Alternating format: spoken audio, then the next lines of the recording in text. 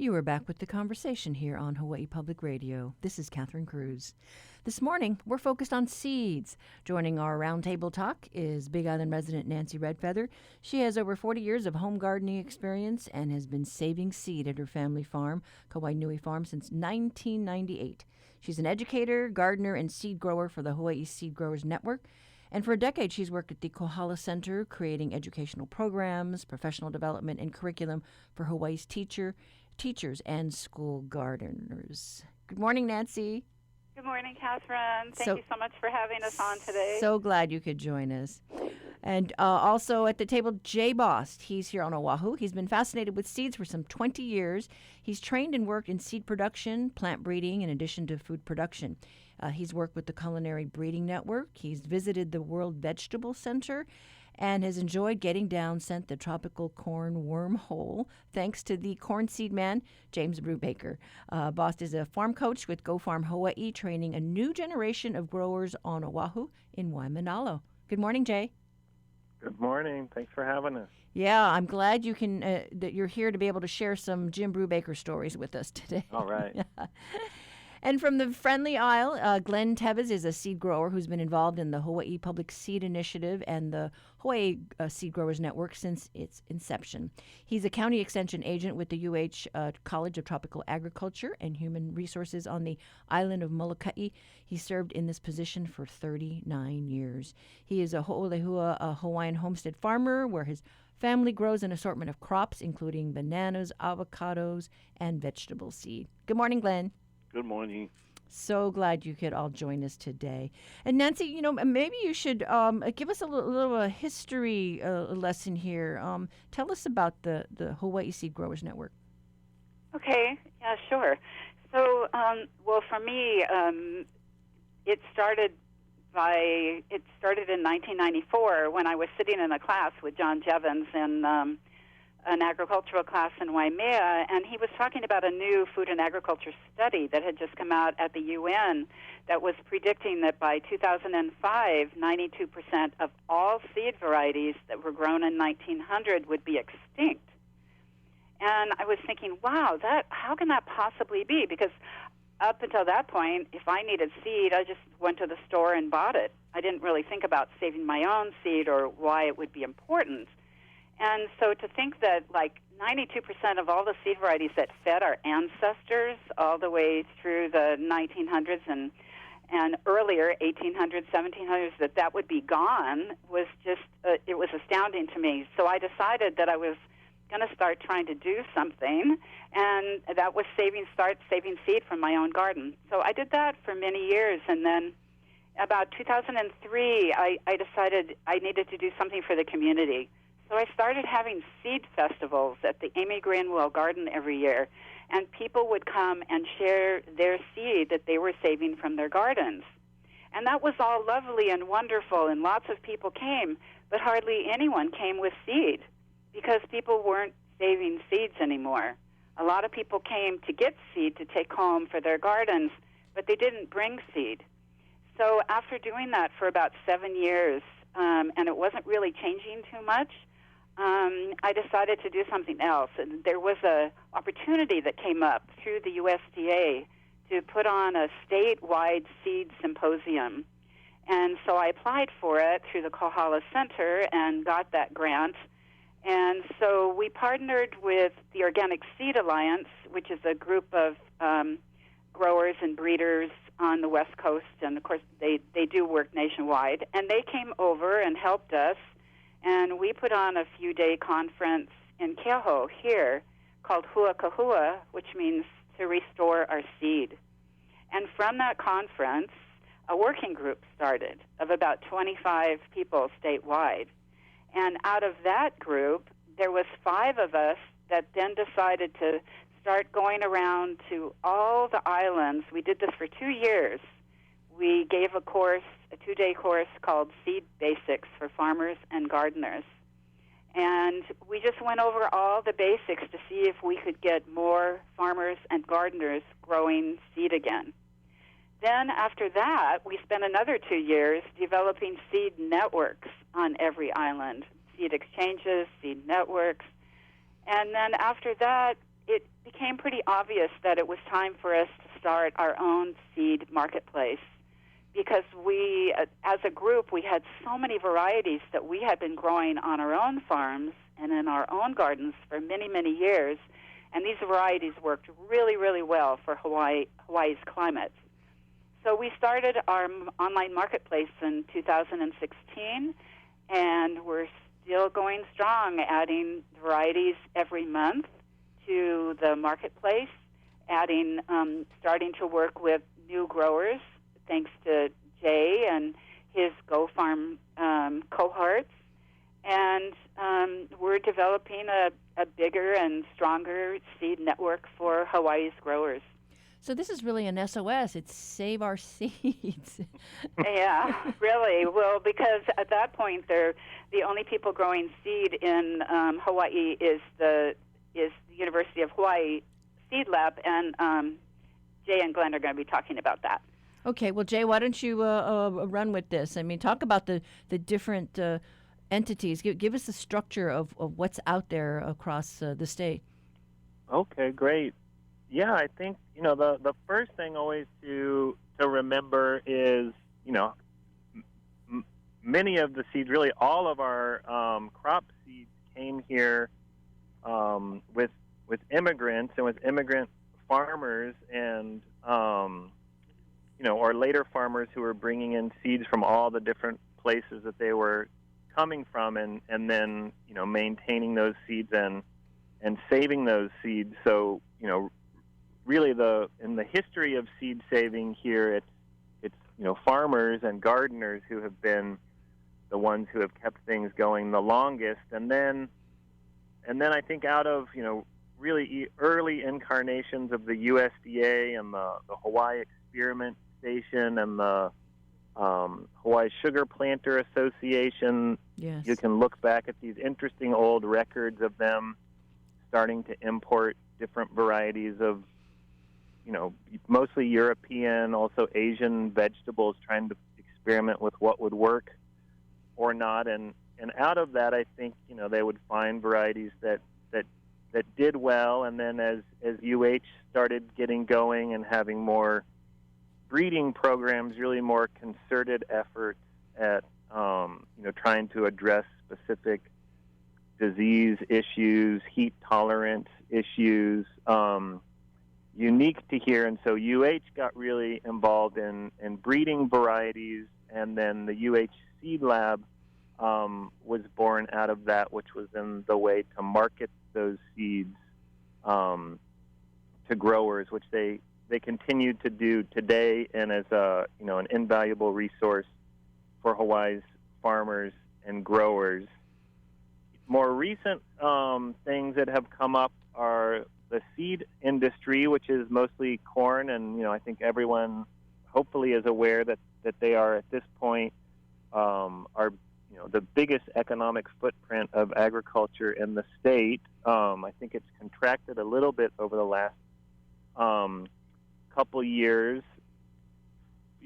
By and large, that seed is not destined to be grown here or eaten here, but they do have a lot of expertise, a lot of equipment, and end up kind of supporting a lot of the the agricultural related industries. And I think a lot of people in the seed industry do have an authentic interest in helping booster the local agricultural economy. And there's a lot of politics and debates behind the seed industry, but they're working with seeds, so they're definitely part of the picture. And then there's a lot of companies like Aina Ola comes to mind. You'll see their stuff in a lot of gardening stores and hardware stores.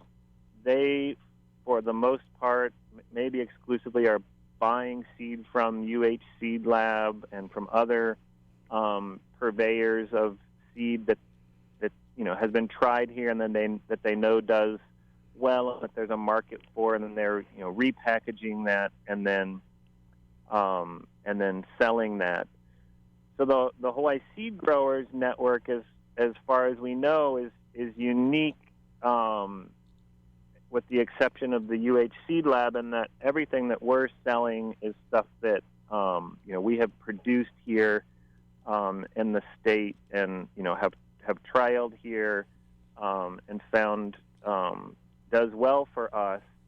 And then, of course, there's lots of informal networks, things like Nancy had mentioned, seed swaps and seed sharing events, and of course, there's still important seed saving that goes on in all of the different farming communities. And so many of the varieties that we offer through the Hawaii Seed Growers Network are things that we've picked up at seed swaps or from other farmers, and are just really trying to make more broadly available, but are things that have been maintained in these informal networks. And of course, as the farming generations get older, there's a definite risk of some of these things being lost, which is why it's so crucial to make sure that they don't get lost.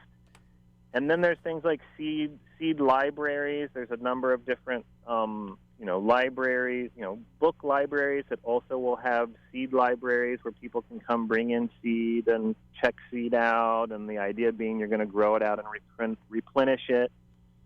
And then we've got a lot of entities here in the state that aren't working so much with agricultural crops, but are doing seed banking for native plants. So Lion Arboretum does a lot of that. The Hawaii Island Seed Bank, who the Hawaii Seed Growers Network collaborates with a lot. And then we've got the National Botanical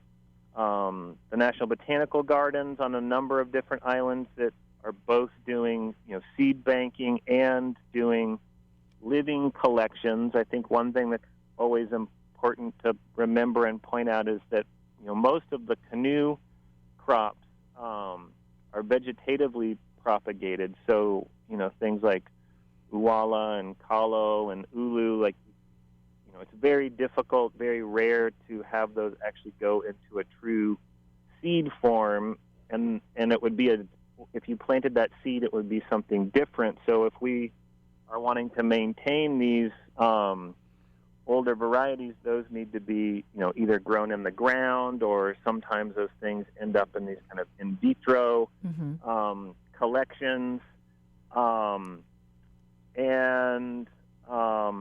I think that's kind of the lay of the land right now. I think when that original meeting that Nancy mentioned happened, they did a survey of growers to kind of get a sense of what were the needs of farmers and how much of their seed were they bringing in. And I don't know if Nancy remembers the specific results of that, but at that time and still today, we import a lot of our seed, and we'll talk about some of the issues with that. But if nothing, all the things we'll talk about being important. Another issue is we're just exporting that money from the state, right. And so we see it, as an economic opportunity for growers here to be able to grow seed that does well here, and then also keep that money circulating in our local agricultural economy. Well, Glenn, if you want to jump in here, I mean, you're out there, on the front lines with CTAR. You interface with a lot of folks. There is a concern about, making sure we've got a younger generation, keeping them interested and engaged in becoming farmers and learning about agriculture. This is a real concern. The average age of farmers in Hawaii is over 60. The regular workforce is about 49 years old. So we got a real problem. How do we engage individuals to farm? You need a lot of pieces to the puzzle. You need land with good land tenure. It can't be a year-to-year or month-to-month type of lease. They need access to water. They need access to funding. It's almost like if you wanted to create an agriculture industry in Hawaii, you need to do what tourism did. You have these vistas to visit. You got luau's, you got beaches, you got airports, you got the convention center. You need these types of infrastructure if you wanted to develop agriculture in Hawaii. So it's a real challenge. I mean, only 0.6% of the state economy is invested in agriculture. So if we wanted to get real, we got to really, pick up the pace and put more money into agriculture development. And, I don't know what you're seeing just from the average, Joe out there, because there's been a run on seeds. If you go to these various websites and you try and order seeds, a lot of them are out of stock because people are really, getting interested in gardening. Yes, it's a global thing. I think some of the farmers in Oregon told me that they've had a 40% increase in the sales of seeds. I think UH encountered the same thing. So seeds are in short supply. And so we need to kind of ramp things up in Hawaii and create this infrastructure for seed development, including backyarders, home gardeners, everybody. Just the other day, Extension agents just received funding for our seed saving initiative, and this will be programs in youth, adult, and also master gardeners, and about 16, 17 extension individuals are involved in this initiative to start teaching the community how to save seeds. Yeah, so I think this is part of the whole puzzle. I think that's one piece of that puzzle that we need to address. Right, because we've got everybody's attention now. Oh, yes. And talk about the seed lab, because I know, when I've done stories with Jim Brubaker, when he was doing all the research with corn, and he would send me to the lab there to go get what was it, Sweet Sarah, number 19, I think. But a lot of people know the UH lab as the place to go. Yes, the seed store is the face of the college. I guess a lot of people don't realize that. If you talk to somebody, they'll say, "How's the seeds? What seeds you got?"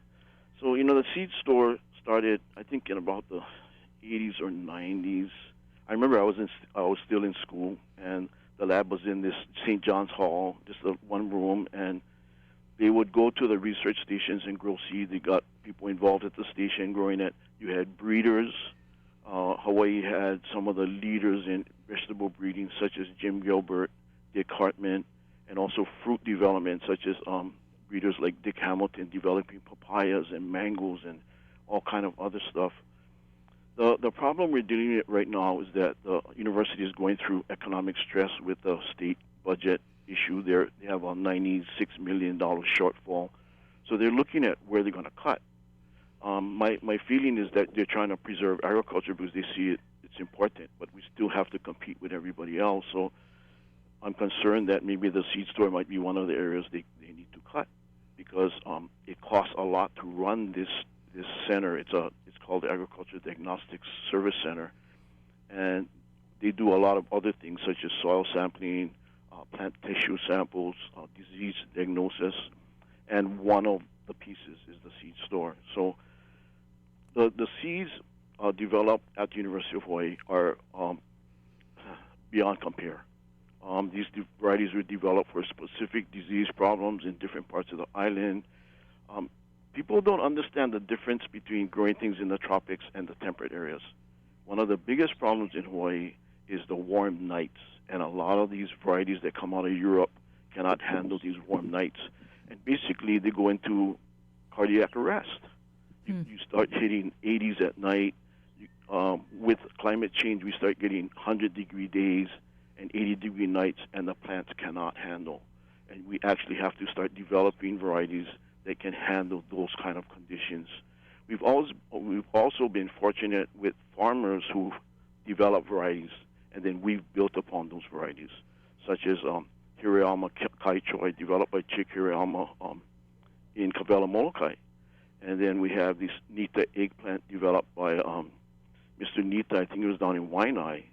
And also we have farmers that collect seeds from other parts of the world that are well adapted to Hawaii, such as a Koba green onion collected in Hong Kong by Katsuhiro Kobashigawa. Then we have people that take our seed and plant it and then develop their own varieties. And one example of that is this Hamasaki eggplant that was developed by Roland Hamasaki in Lapuahoi.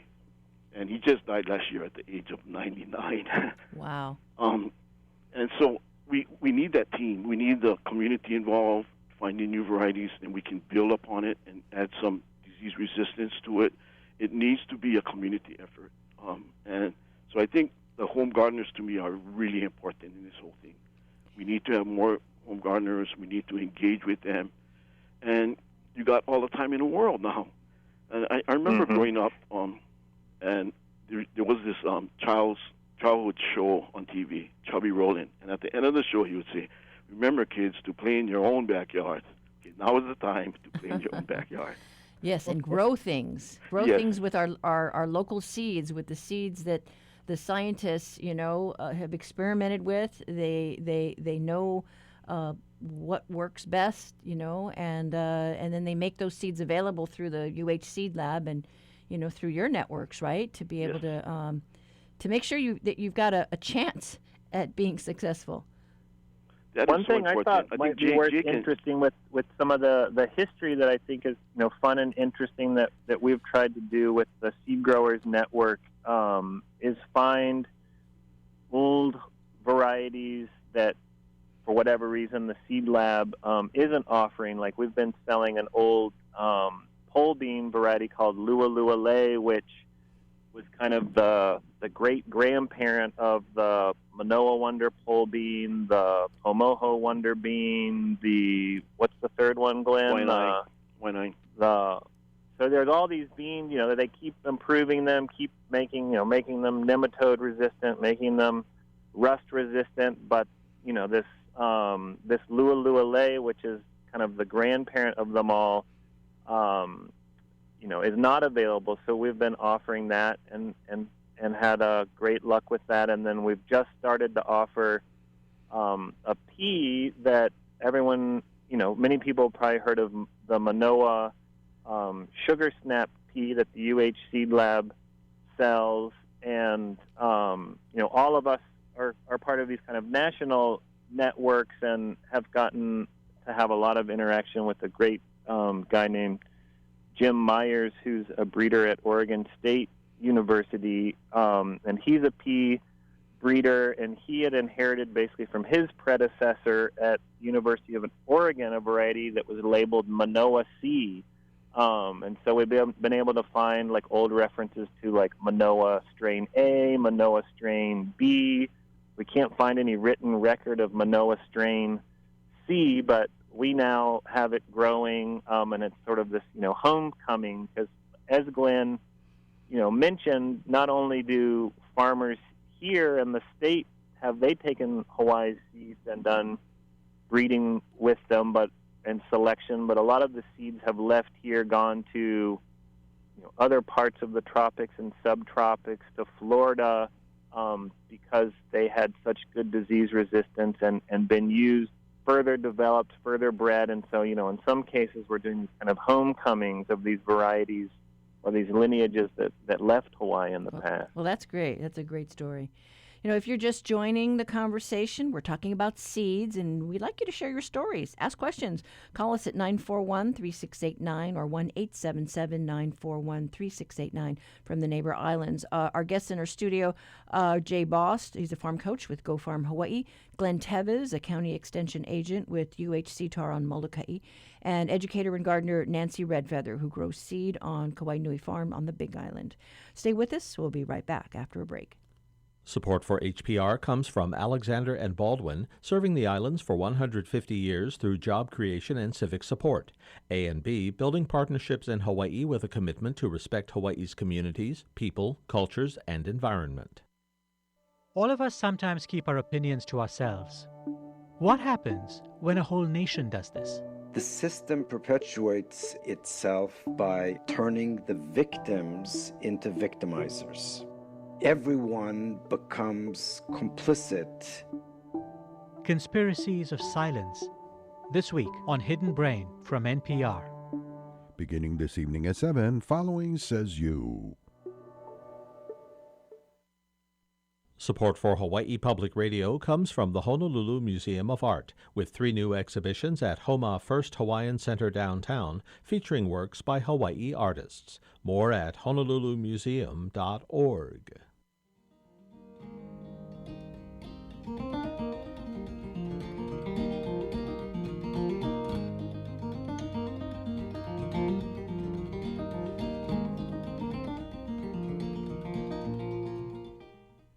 You are back with the conversation here on Hawaii Public Radio. We do have a question from Roger in Wahiawa. He says that he's got lots of things growing in his garden, including all kinds of leafy vegetables, kale, collards, bok choy. But there are three things that he loves that he just can't seem to grow well, and that's cilantro, beets, and papaya. So he wants to know, what are the secrets to growing these things well? I don't know. Nancy, do you want to? We'll start with you. Well, I used to have the same problem with cilantro until I found this one variety called Calypso that we actually have on our marketplace right now. There's another variety also called Leisure. So both of these varieties of cilantro are really slow bolting. They're so slow that you can grow the plant up. You can cut it all the way back with your scissors, like just a couple inches above the soil. Let it come out again, cut it again, and then finally, eventually, it will go to seed. And so that's the kind of cilantro that we want to grow here in Hawaii, is the really slow bolting variety. Does somebody else want to talk about papaya? Or? I'll talk about papaya. Depends what kind of papaya you want to grow. Like on Molokai, we grow the Sunrise. We grow it actually organically. We're the only area in the state that can grow organic papayas because we don't have the ring spot virus. So for that kind of papaya, you can go to the store, get a papaya, scoop the seeds out, and throw them in the ground fresh. I try to rub it on a piece of screen to break the sac. There's a sac around it called a sarcotesta, and you break this gel sac, and you put it right in the ground and start it fresh. You need to also make sure when the plant grows to water out from where the base is. So if the plant is 4 feet, you're probably going to have to water out 4 feet as well because the roots are probably the same length as the height of the tree. So that's just some of the ideas. If you go to the UH publications website, they'll have handouts on growing papaya. And so that would be if you Google UH-CTAR publications, you have this site, and you can just punch in papaya or soybeans, and a publication will come out on how to grow it. I grew up in Guam, and we had a variety of papaya where the fruit was red. And a neighbor has shared some seeds he's got in his yard, and the papaya that I remember is just very large and just red in color, not orange. Yeah, you have the red types. We call it watermelon papaya, and it used to be really common in Hawaii. We don't see it as much. There's a variety called Red Lady that we grow on Molokai that will be about a foot long. But those are really good because you can make a whole lot of papaya jam out of one like that. Yeah, those are large, very large. Well, now, what about beets? I think first... I could... Go ahead, Jay. Oh, I was just going to say, really in all those cases, one thing to always, be sure of is that you've got, fresh seed. And I don't feel like this would be as big of an issue with the papaya, but both cilantro and beets, we definitely run into issues of them being harder to germinate in hot weather, real hot times of the year. So, the time of year is always something to consider when you're trying to get seeds going. And then also, of course, there's always this right balance of it being wet enough so the seed isn't drying out, but not so wet that you start to have issues of rotting. So,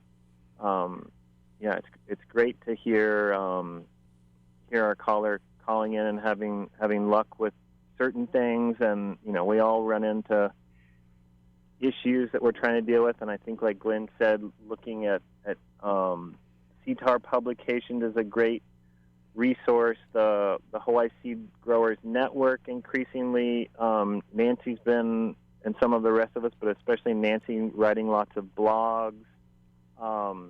Go Farm Hawaii, we've just been putting out on our website, we're calling it like Go Farm Hawaii Community Edition, that's got some how-to videos of lots of information for home gardeners. So would encourage people to look at that. and then of course always reaching out to your CTAR extension agents that can try to help you troubleshoot with issues that you're having. One thing I wanted to add to that. I think you need to make sure the seeds are well stored. A lot of times you go to a store and it's just right there. It might even be in the sun, and some of those seeds are going to be really hard to germinate. So the key is to get fresh seed and then to put it in a jar and put it in your refrigerator so the seed is good when it's time to plant. So how do you know when you've got fresh seed? Because, if I just go to the hardware store and pick up something and let's say it's from the mainland, how do you know it's a good seed? It should, one thing, it should be dated on the back of the packet, like when it was harvested, and it may also have the germination percentage on the seed. But if the seed was brought to Hawaii and was in a store for 6 months and wasn't in a cool area, the seed may have problems. Interesting. And then what about the best times for growing things? Because, you hear, rice has 2 growing seasons in the year. When is the best time to plant? I mean, I know we've got a wet season and a dry season here in the islands. Right now is the best time to plant. Yeah, right now. This is the best time. Okay, so everybody's got to get out there. Anything that you want to grow, especially the cooler season vegetables, and I'd put the beets in that category, this is the time. If you're going to be able to grow them, it'll be now through the winter with the cool nights and the water, the rain.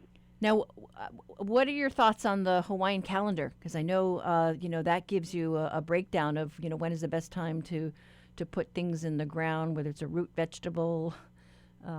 We just passed some good nights. In the Hawaiian calendar, usually we plant 3 days before the full moon. Mahalo is the flower moon, and then right after that, the 3 moons before Mahilani are all the good moons for planting most vegetables. But for a lot of people, whenever you can put it in the ground, that's the time to do it. Right. I get stuck planting on only days sometimes because that's the only time I have. So I think it's get it in the ground. Don't wait another month. Okay, and keep your fingers crossed, right? Okay, well, we're going to actually turn our attention to something called Seeds of Honua. It's a movement-based organization that's led by youth, and it's committed to creating a brighter, healthier, more sustainable future of peace by connecting keiki to nature. Now, a couple of months ago, the group held a seed sprint. It was a free program for youth to foster the ancient art of planting and growing. Now, all the seeds are locally sourced, and they help youth experience the power of a seed exchange. Seeds of Honua is led by Tyler Levine and other youth leaders in partnership with Beechnut Seeds, Blue Zone Project Hawaii, Oahu Farm to School Network, Iolani School, Youth Service America, and Purple Maya. We spoke with 15-year-old Tyler Levine. We understand, she's a student of Nancy's and a youth leader of Seeds of Honua. Here's what Tyler had to say. As a younger child, I was always out in nature. We had a garden at school. I was always in the school garden. I was always out in the mountains or in the ocean. Like, the first time I remember connecting with seeds was when I was in 6th grade at Hoolehua School. We were doing a science project, and I chose to have my project be about the garden, like which plants grew better in soil and a certain media. And we got these seeds, and we planted these seeds. And every day I'd go out and I'd watch these seeds grow. They're bean seeds. And by the time the bean plant was, like, so vibrant and crawling up the trellis and, producing those beautiful, long, green beans, it's just, I was in awe. Because I don't know, there is a mystical intelligence that plays out in the natural world, It's just incredible. And for a while, I don't know if I felt as in tune or connected with that natural world as I do now. And then I remember seeing, those green seed pods dry, and inside the dried seed pod was those beautiful black bean seeds.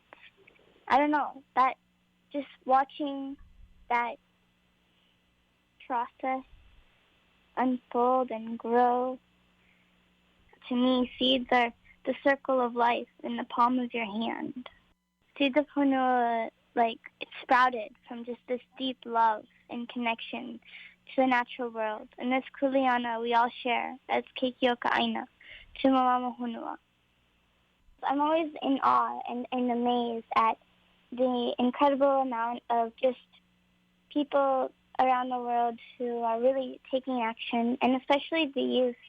In every chapter of the world, we see this. We're standing up, and we're having our voices heard, and we're taking these actions to create this future, to create even a future, right? Or to have hope for the future ahead, and creating this more resilient and sustainable future. And yes, throughout my journey, not only with Seeds of Honua, just in life, I've met some really incredible people and youth my age, spouting incredible actions and just spreading so much love and light and sharing their gifts throughout their communities, families, expanding into the world, Within every seed, there is a promise. And within this promise, there is hope for tomorrow and hope for our future. And this is a natural truth that has passed the test of time. It's a promise we truly need right now. So I think through that kind of perspective, everyone needs to remember to nurture the seed of their soul, their passion, their truth. Because then from there, you can really connect to yourself, connect to the earth, connect to each other, and grow. And I love to hear the wonder in her voice. Nancy, you must be so proud. Yeah, I get to work with her and other, Debbie Milliken from Iolani and Marielle, extension agent from Hilo, and one of my apprentices, Sebastian Lambert. Every Thursday we were on a call. They're actually in the other room right now on this call, and we plan the work for Seeds of Honua. So the first thing that they did was they bought local seed, and she grew a lot of it actually, and then they sent it out to 1,500 youth that wanted to be part of a program that would start a home garden and then eventually start saving seed from some of their plants. And so today we were planning the next step, which is going to be a series of classes for any of these 1,500 students starting in January on developing the home garden and seed saving.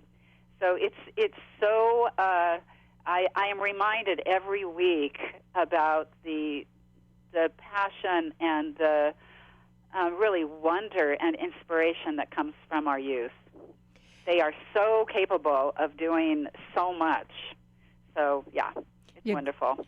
Glenn, you want to chime in here? I mean, it's just amazing, just the wonderment in her voice when she looks at the seed sprouting. And that's the kind of, I think, the passion that we want in our young people when it comes to farming and growing things. When I heard about this, I blew my mind. I said, wow, look, one person inspired 1,500 people. I mean, what is the next step after that? So I think this whole idea of teaching in the schools, agriculture in Hawaii needs to be institutionalized. It needs to be an important part of preschool all the way up P20. Right through the whole system, we need to be involved. Prior to 1968, Molokai High School was a farm school, and they milked the cows, they had pigs, they had chickens, they raised vegetables, and all this stuff ended up in the cafeteria. So that is the model. And now that we have to really shift gears in terms of what is important in Hawaii, I think this comes to the top in terms of how do we get this program going. So we're fortunate. We have 2 new extension agents working in the Farm to School program, Kristen Jameson down in Waianae and Marshall Joy on Molokai. And their main goal is to help the schools start gardens. The second thing they'll be doing is to go out to the farms and find farmers who can deliver produce to the schools. So these are two really important functions of getting more into community-based food production. Well, you talk about Tyler and how she was able to inspire, more than 1,200, 1,500 youth from all over the state. And I go back and I think of, Jim Brubaker, who has taught so many and educated so many young minds who are now working in the industry all over the world. Right, Jay? Yeah, it's true. He's inspired lots of folks who have gone on to work in sub-Saharan Africa, Korea, Thailand, many parts of the world, including staying here and working, and it's just super inspiring to grow things that have been bred here and do so well here. We end up growing that with our students. Some of his things with students that are in the Go Farm program. Some of our graduates work with school gardens, and they'll grow varieties of his. We've been growing some up at the Waiava Correctional Facility. There's just, something special about being able to tell people that this is, something that's from Hawaii here and was developed here. And I was thinking, listening to Tyler, there's all these logical reasons where we should grow stuff from here because it's got disease resistance, because it has heat tolerance, all these really rational, logical things. But I feel like what she captured so well is that when you get involved with seed saving, yes, you're saving the seed of things that did the best for you because they're adapted for all these really ecological, logical reasons. But you also start to, like she's saying, be involved in this full circle in this process, and it's empowering to not just be this passive consumer of, I just eat whatever I can get, or, I just buy my seeds. I don't know where they come from. I don't know who grows them. I don't know who bred them. And you get to actively participate in it, and then it gets really exciting the more you get into it, and it's, addictive. I'm going to save the seed of this one apart because it's this weird purple one. All the rest are green. I'm going to keep the green ones going, and now I've got my new purple one. And it's just, infinite, and it's you're getting to do this, I was thinking of 4-dimensional sculpture with life. It's here, but it's also time because it's going forward into the future, like she talked with. So I think that, I see in students that I work with in our Go Farm program, it just really changes people's lives to be involved in food production in general, and then to see the connections and light bulbs click. Yeah, the fruits of your labor, the fruits of your labor. Seed, and then working with the guys at the Waiava Correctional Facility is just so inspiring. These guys just love it, I mean, and who wouldn't love being outside growing Absolutely. food Yeah. when what are your I do want to get in a couple of questions here. We have a call from Bobo in Puna. Hi, Bobo. Hey, how are you? Good. You have a question for us? Well, it's kind of a prosaic question. I see a lot of people going through all these backflips and gyrations trying to grow tomatoes here. And I don't see anybody having a lot of success, so I just wondered if they could recommend any varieties that would seem to be fungal blight resistant. And the second question I had was just rat lung disease prevention strategies. Len, talk about Dr. Gilbert. Okay, Hawaii was a world leader in the development of tomatoes. In the 50s, this program was started. It was called the Southern Tomato Exchange Program, STEP. And this involved states, South Carolina, North Carolina, Georgia, Texas, Hawaii, California. And each state would develop the varieties for their problems. And then what they'll do is test the varieties from the other states. And the ones that do well, they would cross it with their varieties. And Hawaii was a leader because we had varieties with 4 or 5 different disease resistances. One of the more important ones was root knot nematode resistance. And root knot nematodes are microscopic earworms that feed on the roots of plants. Very common in Hawaii, especially in old pineapple soil, the red soils. And so our tomatoes in Hawaii have resistance to this. Varieties such as Anahu and Heilani are the ones that come to mind. These varieties are much stronger, able to handle the weather, and are disease resistance, fungus resistance. So you have to start with that. The challenge in Hawaii is fruit flies. So you need to look at ways of capturing the fruit flies. We use baits to capture them so they don't attack the fruits. The smaller fruits are usually easier to grow than the larger fruits, which becomes a problem. Summertime is a bigger problem than the wintertime because the fruit flies are just rampant. So it's possible to have success with tomatoes. Yes, I think it can. One is don't grow them all the time. Okay. You need to stop growing them so all the pests go elsewhere, and then start up in a month or so. If you have tomatoes around all the time, you're going to have problems. So one idea is, and we practice this a lot, it's called crop-free periods. Right. Don't have that crop around for a little while and then start up. Alternate. The other thing is some of the smaller fruits are easier to grow. Cherry varieties such as Komohana would be another one to grow when the insects are kind of rampant.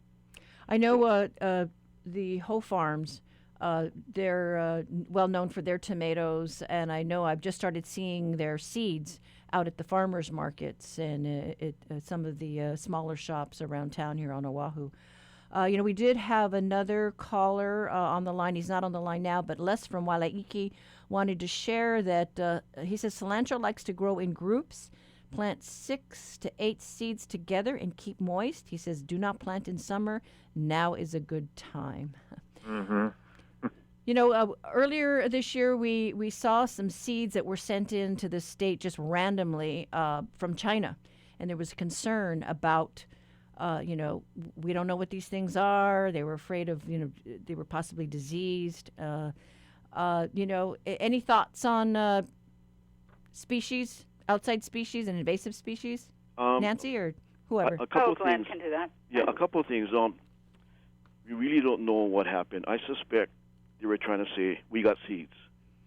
So that's one thing. But, you can't just send seeds from any place to Hawaii. I was trying to bring in some okra seed from Taiwan, and they said, no, you can't bring it in. You need it fumigated. You're going to have to pay $500 to have it fumigated. And the reason why is that okra is related to cotton, one of our main crops. So if you're bringing in seed of our major crops in the United States, you're going to have a hard time bringing it in. So that, corn, wheat, soybeans, cotton, those kind of things. The other thing is, if you look at some of the problems we got in Hawaii, it was from people bringing in plants. So coqui frogs, small, the little ant, the little fire ant, all came in on plants.